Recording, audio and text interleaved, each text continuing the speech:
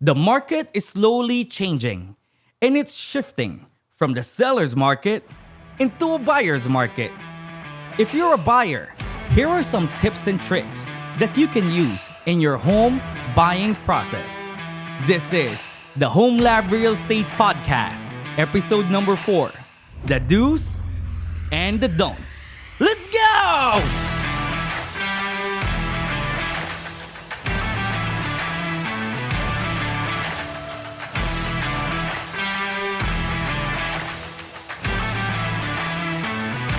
Welcome to episode 4 of the Home Lab Podcast. My name's Anthony Boetti, and I'm here with my co-host, Choi Durante. What's up? We got to do that again. Yeah, I think this is good. We'll just do it. We'll just bring it. I'm not even gonna edit that No. because this is the mukbang. This is the mukbang, bro. All right. You know, mukbang like gets a lot of views. I didn't even know that until you texted that to me last night, and I Googled it.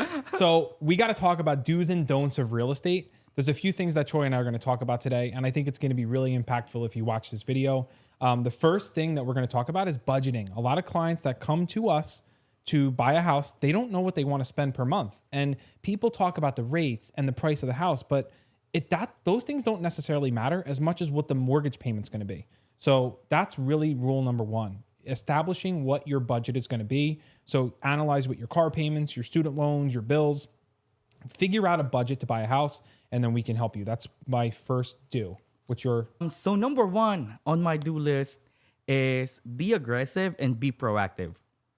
So be proactive that as soon as you've seen the new listing hit the market, try to scout that neighborhood, look for the stores, look for the schools, and look for everything that's important to you. Try to drive by that property and check out the whole area. And if that's good for you, then ask for a showing. So at your showing, and you still like the property, all the things that you see, and you like the area, be aggressive. Now that's when the be aggressive comes in. So be aggressive that send an offer right away, because you'll never know what's important to the sellers. Some sellers nowadays, they just want to accept the first offer that they get. And don't be scared sending an offer. The worst case scenario is the seller will say no to your offer, and that's it. Because sending an offer gives you a 50% chance of owning that property, versus if you don't send an offer, it's a 100% chance that you're not gonna own that home. I think piggybacking on what you just said too, getting your budget in order first helps you be aggressive, because if you find that house and you want to strike, if it's within your buy box, you actually can do that confidently knowing you could afford the house. So I'll talk about another do.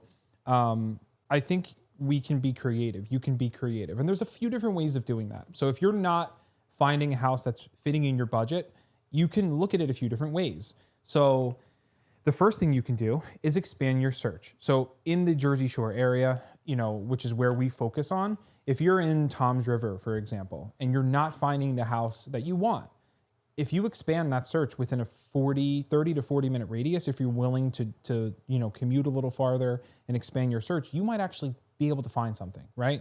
The second thing you can do, which I actually just had a client do, they just got an offer accepted. The daughter was buying a house. She's an adult daughter. She was looking for a house up to $300,000. She could not find anything that she really, really liked. So what she did was she spoke with her mother. Her mother owns a house, and the mom decided that, hey, I'm going to sell my house. You're going to sell your condo, and we're going to buy a bigger house together, and we're going to live together, and that's not necessarily for everyone, but I think that's a really creative way to buy a house right now. It really is a good do. Yeah. So number 2 on my do list is make your home tours worth it. So there's 2 types of buyers out there. One buyer will only check the cosmetics of the property, meaning that they're going to check the color of the walls, the color of the carpets and flooring and all those things and stuff. And I don't disagree with that, but I want to be one of the smart buyers. The smart buyers, they take advantage of showings, and they usually check all the high-ticketed items of the property.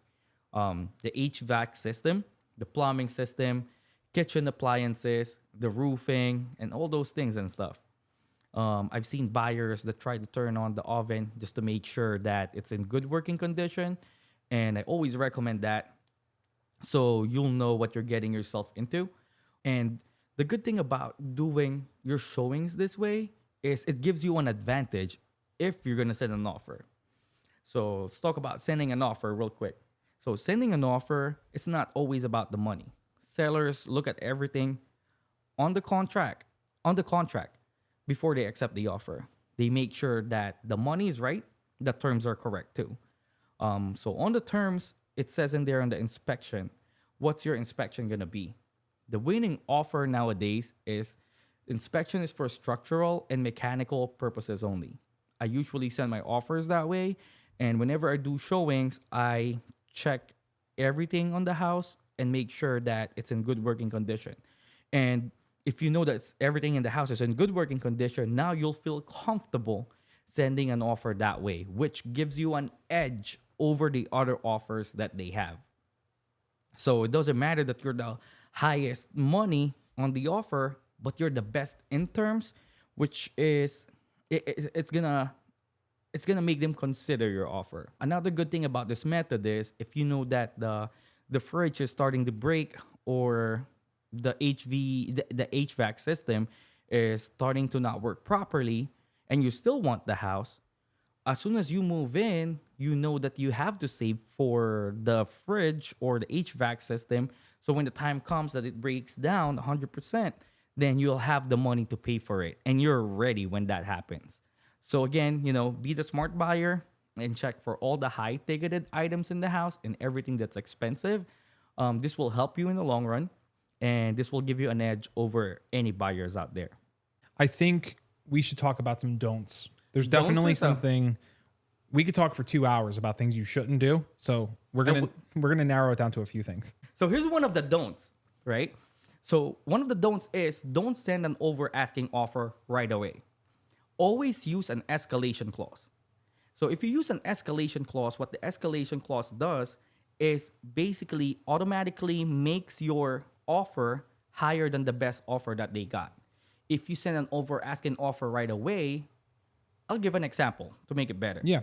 So if you send a $550,000 offer on a $500,000 house, you're automatically paying $550,000. My advice to my clients is don't go 50,000 over asking right away. You'd rather go on 500 with the escalation clause up to 550. So I'll structure that in a way that we'll start on $500,000. If there's no any offer on the table, they're basically gonna get the house for $500,000, which kind of helps them a lot because $50,000 is a lot of money. Yep. And your escalation clause ends in at 550 because that's their max, and you never know what offers they have in there on the table. Yeah, I like that. And I'll say something from the financing side of buying a house. Some things you do not want to do. You do not want to change your job, and you really don't want to use your credit. So that could really impact your qualification. If you switch your job, or you run your credit, or you go buy a car, or you see a couch at Macy's for Black Friday and you want that 10% off, that could ruin your ability to qualify for a house. So please refrain from doing those things. If you do have a specific scenario, I will talk to clients in the middle of a process that don't have a choice for whatever reason. And sometimes things are okay, but you need to make sure you're communicating with your lending partner to make sure that that's okay. That is definitely a big don't because we had that client last March that before the closing, 2 weeks before closing, they maxed all their credit cards. Yep. Because they wanted to buy couches, they wanted to buy curtains, bed sheets, and all these things and stuff. They bought it already. It's in the storage area, in the storage unit. And next thing you know, they weren't even able to close because all the credit cards are all maxed out. Yep.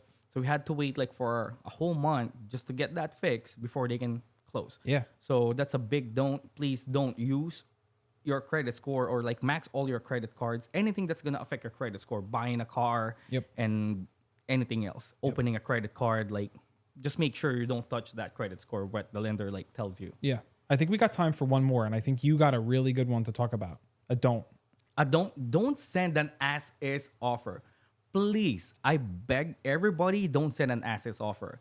Because if you send an as is offer, you don't know what you're getting yourself into, right? There's always a way that your realtor can make you win that bid, that's what they call it, or the offer without sending an as-is offer. Sending an as-is offer will make you get that property the way it is. What if there's a big problem on that property? You're gonna be liable. You're the one responsible for that problem as soon as you move in. Yeah.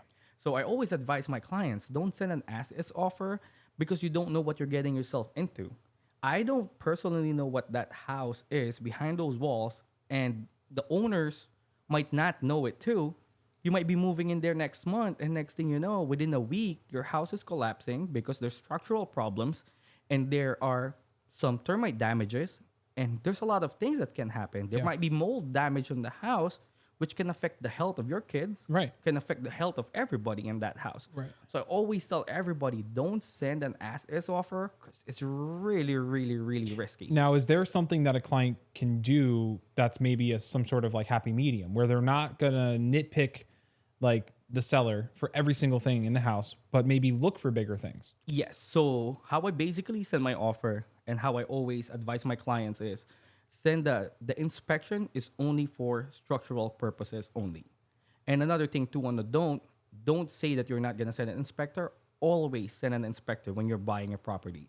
So that inspector will search everything on the house. If there's a structural damage, there's a mechanical damage, you can basically back out of the deal.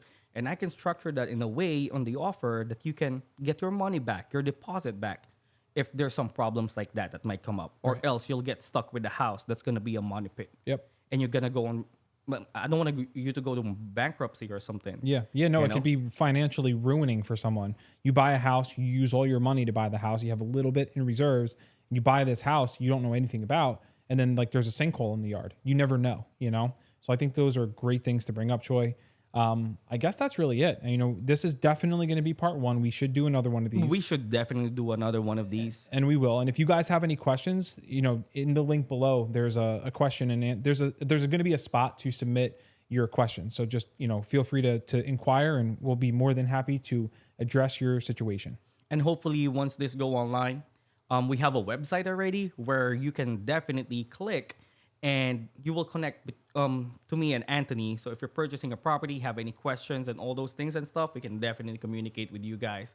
And again, until next time, thanks for watching episode 4. Peace.